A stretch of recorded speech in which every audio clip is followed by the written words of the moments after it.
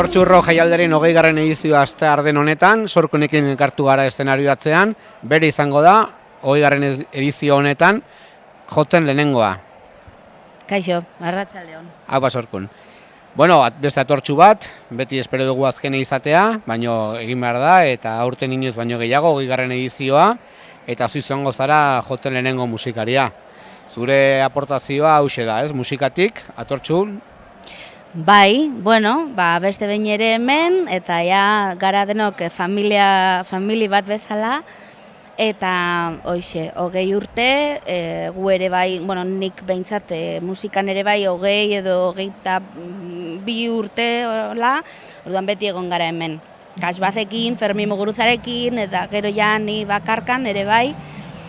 Así que guretzat festivala etxekua, azken finean. Ziklomorfosia diskoa aurkezten ari zara bira honetan, eta gaur ere hori joko duzu. Bai, joko dugu ziklomorfosia errepertorioa, eta gero ere bai, egongo dira kasbaz, igual bi abesti edo, eta beste nire diska bestekoak ere bai.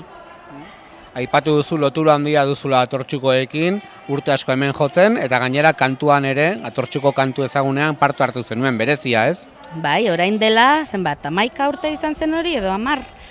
Ekonekin egin genuen, baina jende pila bat, Komako abeslaria, Eseakoa, Gobernors, noski, ni, jende pila bat. Eta abestia oso berezia da niretzako, ere bai. Oraindik ere asko entzuten den kantua, tamalez, hobe izango zen ez entzutea, baina bitartean entzun dadila, ozen. Bai, iaz jo genuen ere bai, eta Zurine esianekoa igo zen gurekin abestera, eta hor egon nintzen ere bai, abesti batengatik jotzen, baina joan nintzen ere bai atortxura.